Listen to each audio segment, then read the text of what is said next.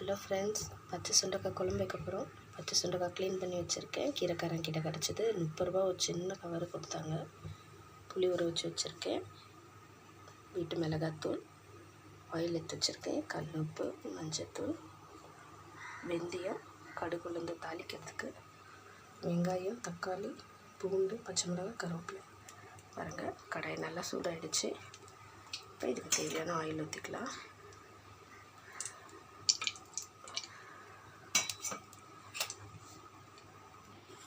கடுகு போட்டுடலாம், வெந்தயம் போட்டுடலாங்க.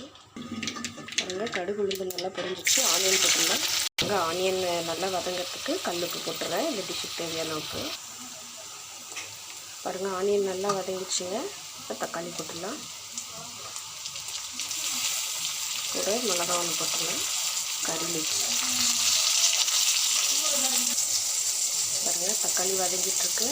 இப்போ இடித்து வச்ச பூண்டு போட்டுடலாம். பூண்டு இடித்து போட்டால் நல்லாயிருக்கும், ஃப்ளேவரும் நல்லாயிருக்கும். பூண்டு தூக்கியும் தூர போட மாட்டாங்க எங்கள் பசங்களாம். பூண்டு அப்படியே முழுசாகலாம் எடுத்து வச்சுருவாங்க. நல்லா இடித்து போட்டு நல்லாயிருக்கும் ஃப்ளேவரும். பாருங்கள், வெங்காயம், தக்காளி, பூண்டுலாம் நல்லா வதங்கிச்சு. இப்போ எடுத்து வச்சுருக்கேன் சுண்டைக்காய் போட்டுடலாம். சுண்டைக்காய் போட்டு நல்லா வதக்கணும்.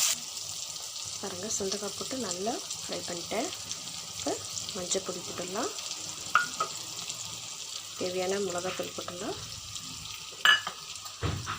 ஒரு கலரி விட்டுடலாங்க. இப்போ தண்ணி ஊற்றி கொஞ்சம் வேக விட்டு புளி தண்ணி ஊற்றி இறக்கணும். சுண்டைக்காய் வாரத்தில் ஒரு நாள் கம்பல்சரி சேர்த்துக்கணும். இதில் இருக்கிற பூச்சிங்கெல்லாம் சாகும். குழந்தைங்களுக்கு எப்படியாவது சாப்பிட்றதுக்கு இதெல்லாம் பழக்கம் பண்ணிவிடுங்க. எங்கள் பசங்க இந்த சுண்டைக்காவை கடிக்க மாட்டாங்க, அப்படியே முழுங்கிடுவாங்க. எப்படியோ ஒன்று சாப்பிட்டா போதும்னு சொல்லி விட்டுருவேன் நானும். பாருங்கள், மிளகாத்தூள், மஞ்சத்தூள் போட்டு நல்லா வதக்கிட்டேன். இப்போ தேவையான தண்ணி ஊற்றிக்கலாம். ஒரு சொம்பு தண்ணி ஊற்றுறேங்க. கொஞ்சம் கொதி வந்தோடனே புளி தண்ணி ஊற்றி இறக்கலாம். தண்ணி ஊற்றிட்டேன். தட்டு போட்டு மூடிடலாம். பாருங்கள், புளி தண்ணி ஊற்றிட்டேன். கொஞ்சம் நல்லா கொதி வரணும், அதனால் தட்டு போட்டு மூடிடலாம். பாருங்கள், சூப்பரான பச்சை சுண்டைக்காய் குழம்பு நமக்கு ரெடி ஆகிடுச்சு. நீங்களும் இதே மாதிரி ட்ரை பண்ணி பார்த்துட்டு எப்படி இருந்ததுன்னு கமெண்ட் செக்ஷனில் சொல்லுங்கள். மறக்காம என் சேனலை சப்ஸ்கிரைப் பண்ணுங்கள். இந்த பச்சை சுண்டைக்காய், அப்புறம் பாவக்காய், வாழைத்தண்டு, வாழைப்பூ, இது எல்லாமே நம்ம வீக்லி ஒன்ஸ் எடுத்துக்கினா உடம்புக்கு வயிற்றுக்கு ரொம்ப நல்லது. அதனால் நீங்களும் இதே மாதிரி ட்ரை பண்ணி பார்த்துட்டு எப்படி இருந்ததுன்னு சொல்லுங்கள். பாய்.